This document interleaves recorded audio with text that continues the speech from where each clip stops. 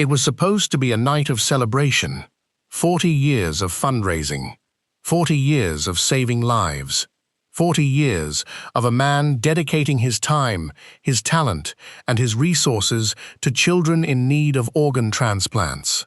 David Foster, the legendary music producer, had decided that this would be the final gala, the last time he would host this particular event, the last time he would stand on that red carpet and say goodbye to a foundation that had become his life's work. And then, according to multiple reports and viral clips, something happened on that red carpet that changed the entire tone of the evening. The Duke and Duchess of Sussex were in attendance, and what followed has sparked a firestorm of debate about celebrity etiquette, royal privilege, and whether Meghan Markle and Prince Harry truly have a habit of burning bridges wherever they go. This is Mark Holden Reports. Let's break it down. The David Foster Foundation is a Canadian non-profit organization that provides financial and emotional support to families with children in need of organ transplants. Since its founding, the foundation has helped thousands of families. It has raised millions of dollars. And it has become one of the most respected charitable organizations in North America. David Foster, the founder, is a 16-time Grammy Award-winning musician who has worked with some of the biggest names in the industry: Michael Bublé, Celine Dion, Whitney Houston, and countless others. For 40 years, he has hosted this gala, and this year he announced it would be the last. So this was a significant moment, not just for the foundation, but for Foster himself, a farewell to a cause he had championed for 4 decades. The guest list was packed with celebrities, philanthropists, and dignitaries.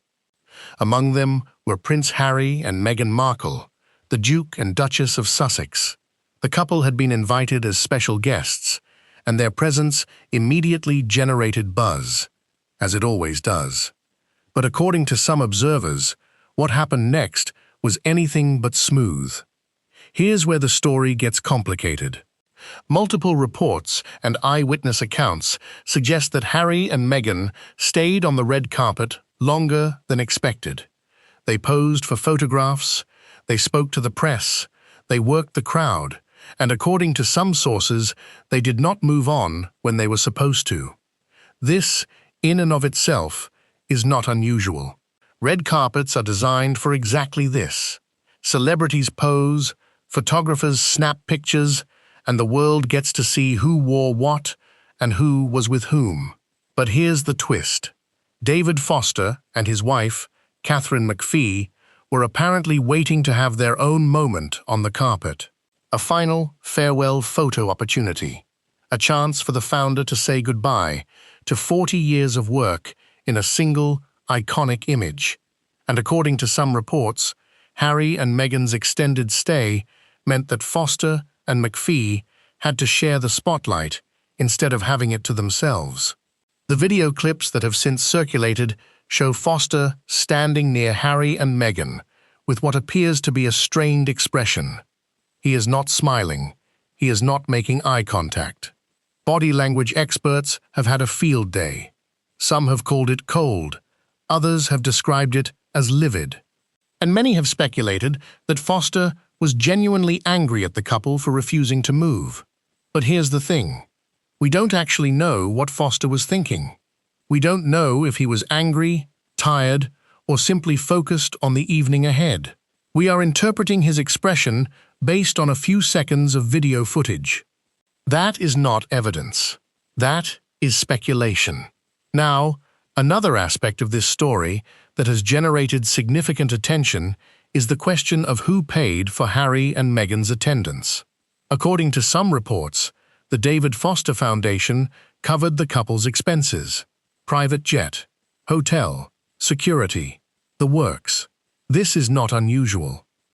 High-profile guests at charity events are often flown in and accommodated at the foundation's expense. It is a standard practice in the world of celebrity fundraising. But the optics are tricky. When you are a foundation that raises money for families in need, and you are spending significant sums on celebrity guests, there is always a question of priorities. Is it worth it? The counterargument, of course, is that celebrity presence generates publicity, and publicity generates donations. There is a reason why charities invite famous people. It works.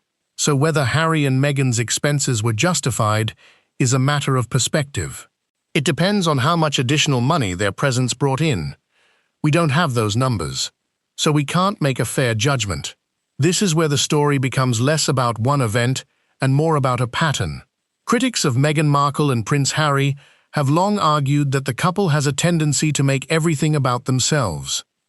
They point to the Oprah interview, the Netflix documentary, the various public statements and controversies, and now, the David Foster Foundation gala.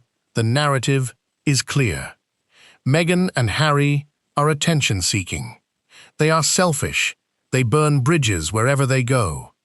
But is that actually true? Or is that a narrative that has been constructed and reinforced by critics who have already made up their minds? Let's look at the facts.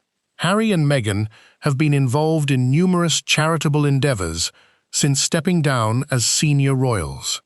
The Archewell Foundation, mental health advocacy, veterans support, girls' education, climate change awareness. They have used their platform to raise awareness for causes they care about, and they have consistently used their public appearances to draw attention to issues rather than just to themselves. But they have also made missteps. The privacy lawsuits, the public feuds with family members, the timing of certain interviews and announcements. These are real actions that have real consequences, and they have undoubtedly alienated some people. So yes, there is a pattern, but it is not a simple one. Another element of this story that has generated significant attention is Meghan's jewelry. At the gala, Meghan was wearing a pair of diamond earrings, and some outlets immediately claimed that they were Princess Diana's sapphire and diamond earrings. This was quickly debunked. Meghan was not wearing Diana's earrings. She was wearing a different pair. They were not royal jewels. They were not heirlooms. Now, why does this matter? Because it is part of a larger pattern of misinformation that surrounds Meghan Markle. Whenever she wears something, there is speculation that it is Diana's, or that she is copying Diana, or that she is trying to use Diana's memory for attention. And most of the time, it is not true. Meghan has worn Diana's jewelry on a few notable occasions, including her wedding rehearsal. But those instances are rare and have been clearly documented. The rest is speculation. And often, it is speculation that is designed to make Meghan look bad. This is not journalism. This is clickbait. And then there is the Photoshop issue. Some commentators have pointed out that Getty Images appears to have edited or retouched photographs of Harry and Meghan from the gala. Harry's hair appears fuller. Meghan's skin appears smoother. Certain features appear softened. This is not unusual. Photo agencies regularly retouch celebrity images. It is standard practice. Lighting adjustments, color correction, minor touch-ups. But here's where the criticism gets interesting. Earlier this year, Catherine, Princess of Wales, was criticized for editing a family photograph. The image was flagged by news agencies and removed. There was a major scandal. The double standard is hard to miss. When Kate edited a photo, it was treated as a scandal. When Meghan's photos are retouched, it is treated as evidence of her vanity or deception. The reality is that both are common practices in the world of celebrity photography. Neither is a scandal, but the narrative is different because the subjects are different. Another piece of footage that has circulated widely from the gala shows Meghan apparently shouting at Harry. She appears to be saying, "Get up," or "Get up there," while Harry ignores her. Some commentators have used this as evidence that Meghan is controlling, that she is demanding, that she is trying to force Harry into doing things he doesn't want to do. But again, We don't know the context. They were at a party, there was loud music, she may have been trying to communicate over the noise, she may have been encouraging Harry to participate in something, she may have been joking. We don't know. And yet, the clip has been shared thousands of times with the same narrative attached. Meghan is a controlling, demanding, attention-seeking bully. This is not analysis. This is a predetermined narrative being projected onto a few seconds of video. The question that everyone is asking is whether Meghan has burned another bridge. David Foster's event is over. He will not be hosting another one. So if Meghan did misbehave, it doesn't matter.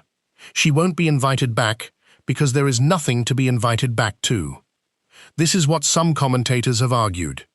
Meghan knew this was the last event, so she had no reason to behave graciously. She could do whatever she wanted, because there would be no consequences. But this is an incredibly cynical view. It assumes that Meghan acts nicely only when there is something to gain, and it assumes that she is incapable of basic decency. That is a heavy accusation, and it is not backed up by evidence. We don't know what Meghan was thinking. We don't know if she was aware of Foster's plans for the evening. We don't know if anyone told her to move. We are filling in the gaps with our own assumptions, and those assumptions tell us more about our own biases than they do about Meghan Markle. Let's talk about the body language analysis that has been all over social media. David Foster's expression is described as livid. He is not making eye contact. He appears to be ignoring Meghan and Harry, and many have concluded that this is evidence of his anger. But this is where body language analysis becomes problematic. He may have been tired, he may have been focused on the evening ahead, he may have been overwhelmed by the significance of the event. He may have been thinking about something unrelated. We don't know. We are interpreting a few seconds of footage, and we are projecting our own assumptions onto it. Yes, body language can tell us something, but it can also mislead us, especially when we are looking at isolated clips without context. The safest interpretation is that Foster appeared serious, not necessarily angry. Now, there is a darker element to this story that needs to be addressed. Some outlets and commentators have suggested that Harry had a mistress present at the event. This is deeply problematic. There is no evidence. There is no named individual. There is no credible source. It is a baseless accusation designed to damage Harry's reputation and create drama. This is not journalism. This is defamation. And it is part of a broader pattern of rumors that have followed Harry and Meghan since they left the royal family. From difficult behavior to demands to affairs and feuds, the couple has been subjected to a relentless stream of negative stories. Some of those stories are true, some are not, and some are entirely fabricated. We need to be careful about what we believe and what we share. One of the more interesting questions that has emerged from this controversy is whether David Foster is a victim or a willing participant. He invited Harry and Meghan. He knew who they were. He knew their reputation. He knew the kind of attention they would bring. If he wanted a quiet, low-key event, he would not have invited them. So why did he? Because they bring publicity. Because they bring donations. Because they bring attention to the cause. Harry and Meghan are polarizing figures, but they are also famous, and fame is valuable. So Foster made a calculation. He decided that the benefits of having them present outweighed the risks. If the red carpet went wrong, that was part of the calculation. It is hard to feel sorry for someone who knew exactly what they were getting into. So what is the bigger picture here? One red carpet, one event, one awkward moment, and yet it has generated weeks of coverage, endless analysis, and countless hot takes. Why? Because Meghan and Harry are a lightning rod. They attract attention, and they generate strong reactions. People love them or hate them. And when something happens involving them, It becomes a proxy for larger arguments about the monarchy, race, class, celebrity culture, the media. That is what is really going on here. The David Foster Foundation Gala is not really about a red carpet. It is about our obsession with two people who have come to represent something much larger than themselves. Let's step back and look at what we actually know. What we know, what we don't know. Harry and Meghan attended the gala. Whether they overstayed intentionally, they spent time on the red carpet. Whether Foster was actually angry, Foster appears serious in photos. What was said or done off camera. The foundation covered some expenses. How much was spent? Meghan wore diamond earrings. Whether she intended to wear Diana's Getty images, retouched photos. Whether this is unusual, that is not a lot to go on. Most of the coverage is speculation, interpretation, and projection. We are building an entire narrative around a few minutes of footage and a few seconds of expression. So where does this leave us? The David Foster Foundation Gala was an important event. It was the end of an era. It was a celebration of a man's life's work. Harry and Meghan were there, and their presence created a moment that has been endlessly dissected. But we should be careful about the conclusions we draw. We don't know what happened. We don't know what anyone was thinking. We are interpreting fragments and filling in the gaps with our own biases. What we do know is that David Foster's work has saved lives. The foundation has helped thousands of families. It has provided financial and emotional support to people at their most vulnerable, and it has raised awareness of the life-saving power of organ donation. That is what matters. Not whether Meghan smiled too long, not whether Harry forgot his belt, not whether Foster appeared livid or just tired. The legacy of that night is not a red carpet controversy. It is a man who dedicated 40 years of his life to a cause, and the countless families who have been helped by his efforts. If you found this analysis valuable, hit that like button and subscribe for more deep dives into the stories that shape our world. What do you think? Was the red carpet incident a genuine breach of etiquette, or are we making too much of an awkward moment? Let us know in the comments. Until next time, stay informed.